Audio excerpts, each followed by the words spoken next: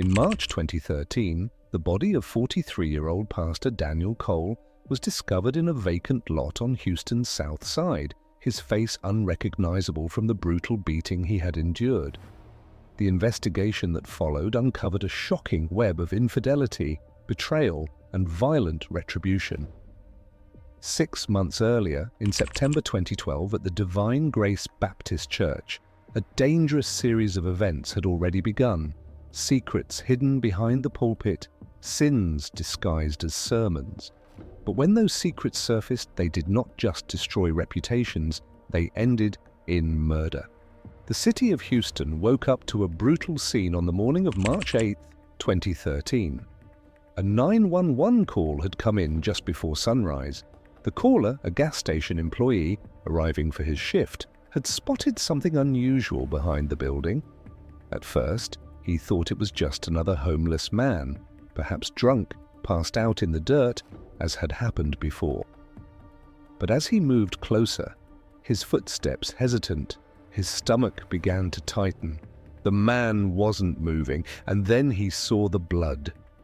His shaking hands barely managed to press the buttons on his phone. His voice cracked as he told the dispatcher what he saw: a man badly beaten, barely alive.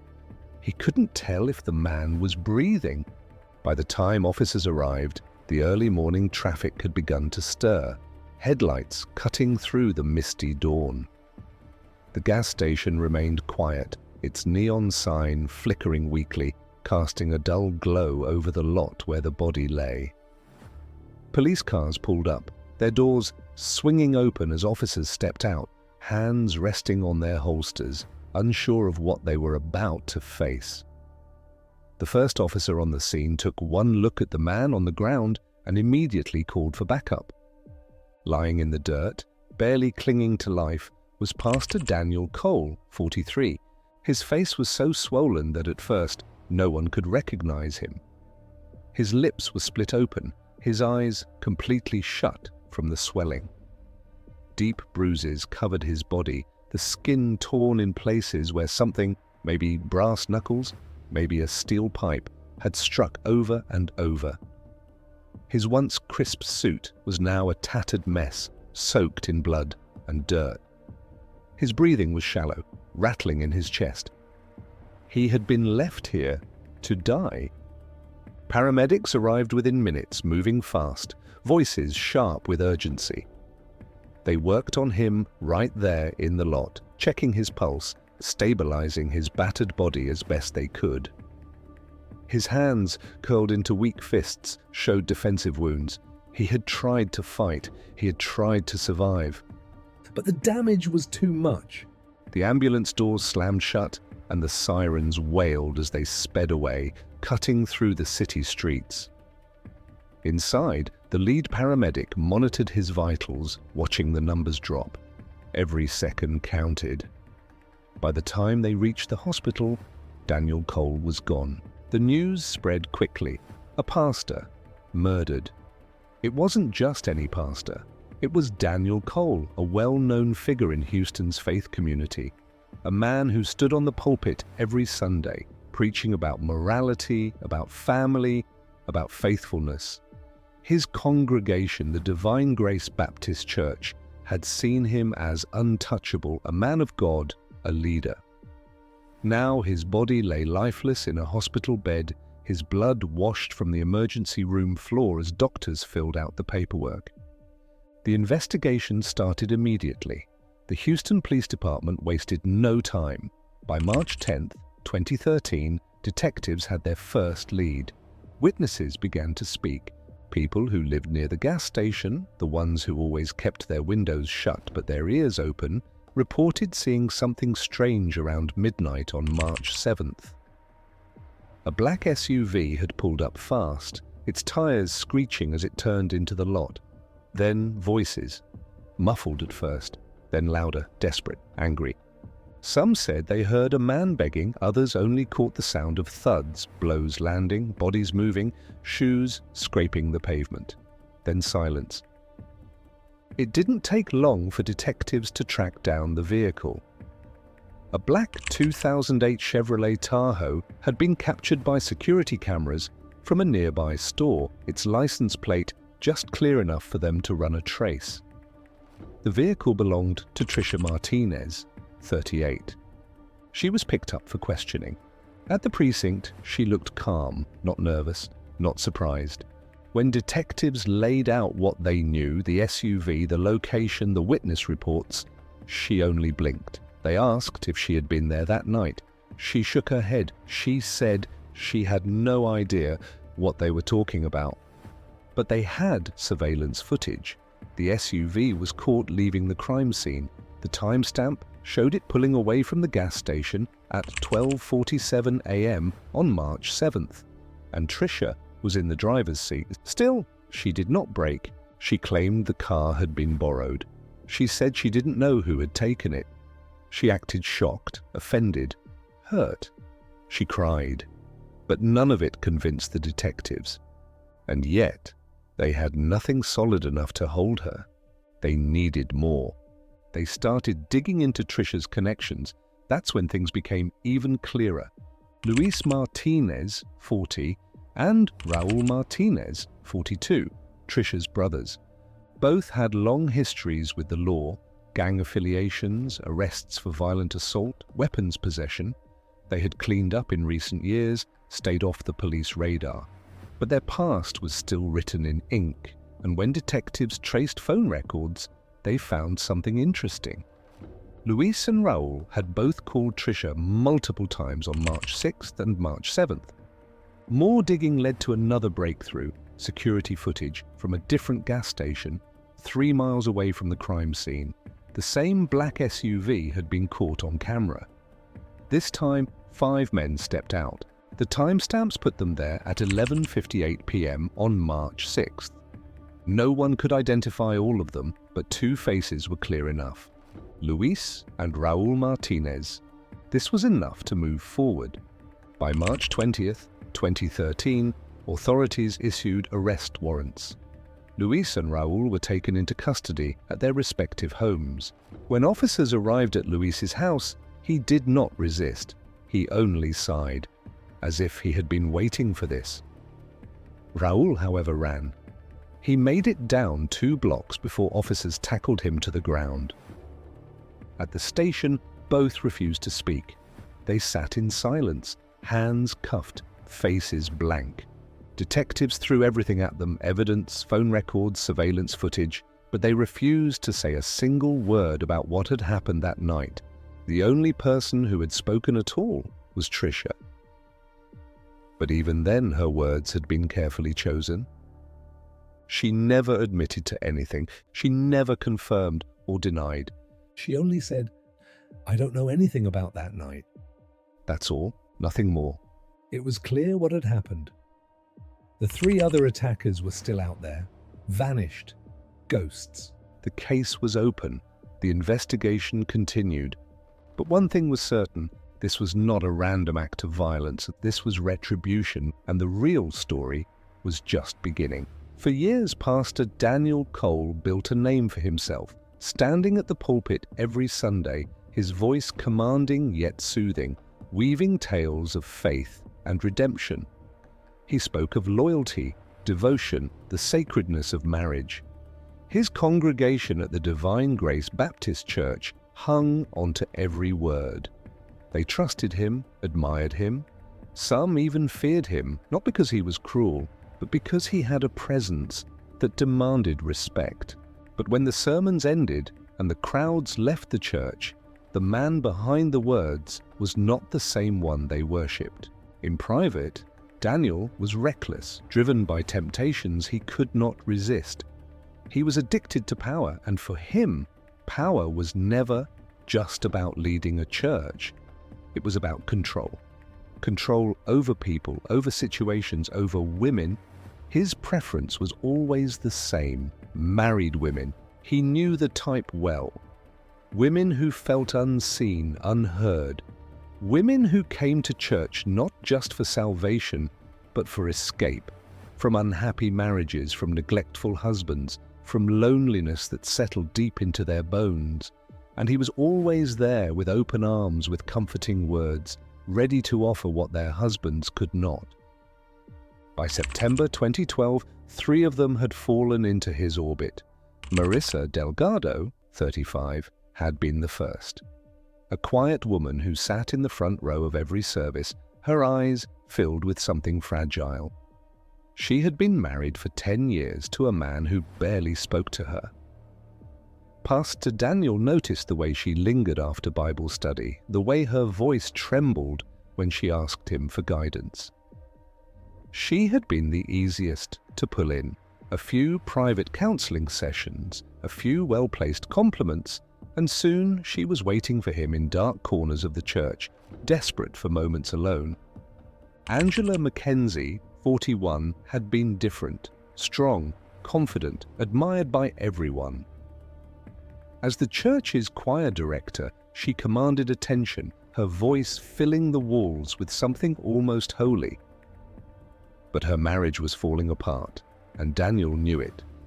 Her husband Richard had grown distant, and it was clear Angela was struggling to hold everything together. He had approached her carefully, offering support, saying all the right things.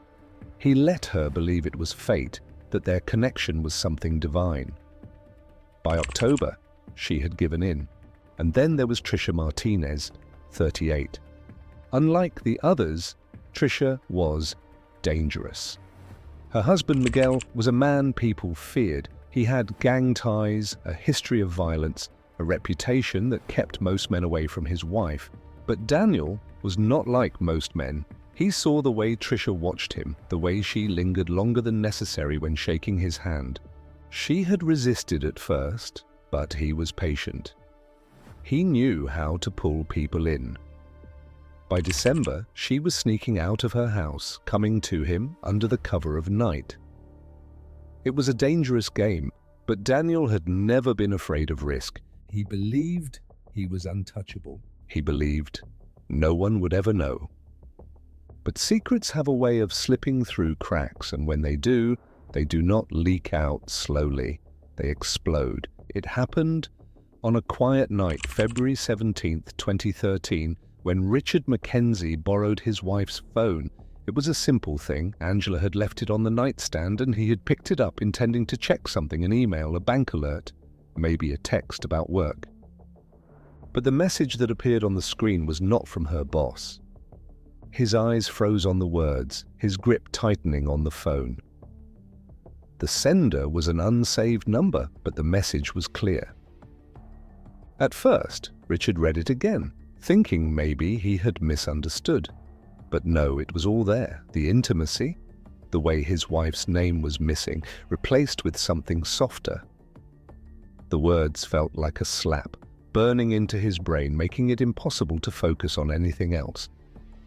Something inside him went still. He stood there for a long time, the room too quiet, the air too thick. When he turned to face Angela, she already knew. She saw it in his face, in the way he clenched his jaw, in the way he wouldn't blink. There was no way out. She tried, at first, to explain, to lie, but the words fell apart in her mouth. Richard was too smart. He didn't just want to know if she had cheated. He wanted to know everything. How long, with who, how many times. Angela told him. And then she told him something she shouldn't have. Maybe it was guilt. Maybe it was fear. Or maybe it was something else entirely. Some part of her that wanted to set fire to everything and watch it burn. She told him she wasn't the only one. Richard did not react, and he didn't yell, didn't scream, didn't curse her. He just stood there, nodded once. And then he walked out of the room. At 11:30 p.m., Richard made a phone call. He did not call his best friend. He did not call his brother. He called Luis Martinez. Luis was not a man of God. He had tried to be once, long ago. He had even been a regular at the church back when his mother forced him to go.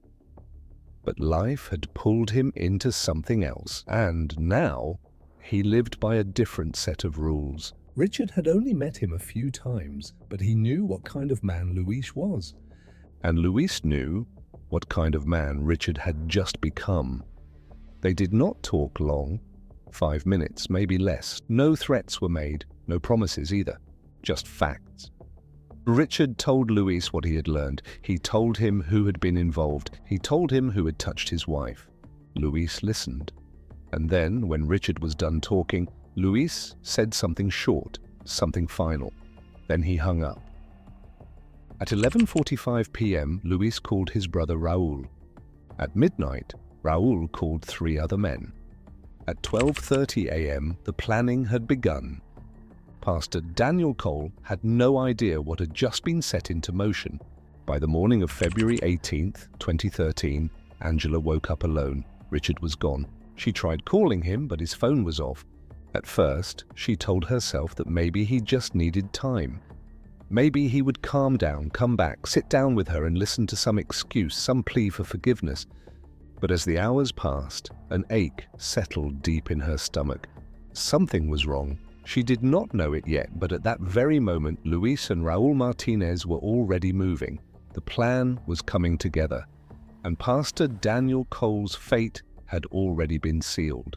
The air in Houston was heavy on March 6th, 2013, thick with the kind of humidity that made everything feel slower.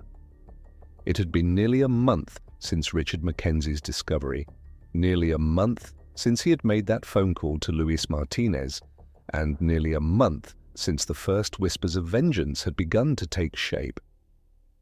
Tricia Martinez had no idea. She went about her days the same way she always had, careful, cautious, making sure to cover her tracks. She told herself no one knew. She had been smart, had planned everything. The stolen moments with Pastor Daniel Cole had always been behind locked doors, in dark corners, whispered conversations over burner phones, and hurried meetings in empty parking lots. She had fooled herself into believing that nothing would ever come of it. But secrets are like cracks in a dam. They may hold for a while, but when they break, the flood is merciless.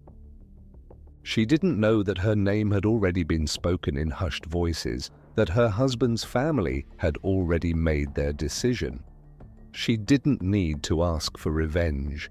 Luis and Raul Martinez had decided for her. They had spent years in a street gang before attempting to turn their lives around, but some things never leave you, some codes never fade, and one thing was certain: no one disrespected their family and walked away untouched. A preacher, a man of God. That's what he was supposed to be. But Pastor Daniel Cole was no saint. The moment Luis and Raul found out about what he had done to Tricia, the decision was instant. They would take care of it. There was no need for discussion, no hesitation, and so they started watching. They learned his patterns when he left the church, when he was alone, where he parked his car, when he was most vulnerable. They knew he held Bible study every Thursday night and that he liked to stay behind afterward, making calls from his office, waiting until almost everyone had gone home before finally leaving. They knew where to wait, and more importantly, they knew when to strike.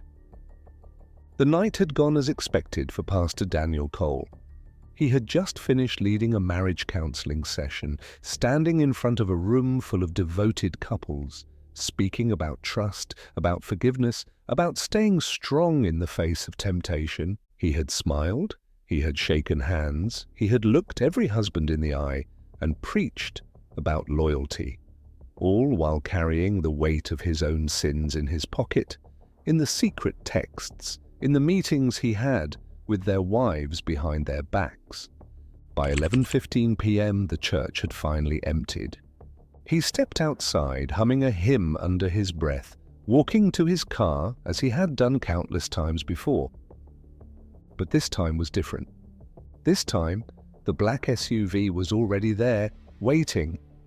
Before he could even react, the tires screeched against the pavement and the doors flew open. Shadows moved fast. Men in masks, men with purpose. Strong hands grabbed him, yanked him back, a forearm slamming against his chest, crushing the air from his lungs. He tried to fight, he tried to scream, but there was no one left to hear him. The doors slammed shut behind him, and the SUV peeled away, disappearing into the night. The ride was long. Every turn, every bump in the road sent jolts of fear down his spine. He couldn't see where they were going, but he could feel it. They had no intention of letting him go. By the time they reached the abandoned lot on Houston's south side, the city had gone quiet. The streetlights flickered weakly in the distance, casting long, eerie shadows across the cracked pavement. The SUV rolled to a stop, and the doors swung open. They dragged him out, and then the real punishment began. The first hit came fast, a fist to the ribs, sending him to his knees. He tried to speak, but a boot caught him in the jaw, cutting the words off before they could form. They did not yell, they did not curse, they only acted. Blow after blow, fists and feet, a steel pipe crashing against his ribs, his legs, his arms as he tried to shield himself. They let him beg and they let him cry. They let him pray, but they did not stop. They wanted him to understand what he had done, and to understand who he had wronged. By the time they left him there, broken and bleeding, he was barely breathing. His suit was soaked in his own blood, his body twisted and trembling, his voice nothing more than a weak whisper lost in the cold night air. Before leaving, they took his phone, dumped it in a river. No fingerprints, no evidence, only silence, and then they disappeared before dawn. By the morning of March 8th, 2013, the city of Houston was already awake, stretching into the soft glow of sunrise. But for one man, the morning had come too late. Pastor Daniel Cole was dead. The news spread fast. A pastor, beaten to death in the middle of the night? It didn't make sense, at least not to those who didn't know the truth. At exactly 5:45 a.m., the Houston Police Department arrived at the crime scene. Their radios crackled with urgency as they stepped into the alleyway, where the body lay in a contorted heap against the cracked pavement. The corpse was barely recognizable, swollen, bruised, the face a mess of shattered bone and dried blood. At first, they had no idea who he was. Then, a paramedic checked the wallet tucked into his back pocket. The ID confirmed it. Daniel Cole, a pastor, a man of faith, a pillar of the community, murdered. And then the questions started. Who could have done this? And more importantly, why? The investigation started slow, frustratingly so. Whoever had done this had been careful. No security cameras had caught the attack. No eyewitnesses had come forward. At least, none who were willing to talk. It was looking like a dead end. Until the first crack in the case appeared. Surveillance footage from a nearby gas station captured at 12:47 a.m. on March 7th showed a black SUV speeding away from the scene. The plates were clear enough to trace back to a single name, Trisha Martinez. On March 10th, 2013, police knocked on Trisha's door. She played the part well, eyes wide, lips trembling, hands clutching at her chest as if her heart might give out from sheer shock. Me? What? No, you must be mistaken. Tears, outrage, confusion. She stuck to the script, and she never cracked.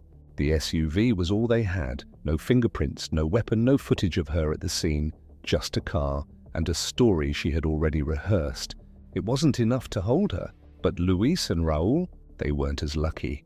By March 20th, 2013, investigators uncovered a crucial piece of evidence, bloodstains inside a small, abandoned garage owned by Luis Martinez. That was all they needed. A warrant, an arrest, a trial. Luis didn't fight back when police came knocking. He surrendered without a word. Raul, on the other hand, ran. He made it 2 blocks before officers tackled him to the ground. Even then he didn't say a word. Neither did Luis. Through every interrogation, through every plea deal dangled in front of them, neither of them spoke about the other 3 men involved. They took the fall, and Tricia, she walked. By the end of the month, the case was considered closed. Pastor Daniel Cole was buried. Luis and Raul were sentenced. The other 3 attackers, ghosts in the wind. Justice, if you could even call it that, had been served. Or had it? Like and subscribe so you don't miss our daily updates on the world's most chilling cases. And if you thought this case was insane, you have to check out our deep dive into the Monster Mum case, where detectives uncovered horrifying secrets that shook an entire town. Check it out now and let us know what you think in the comments.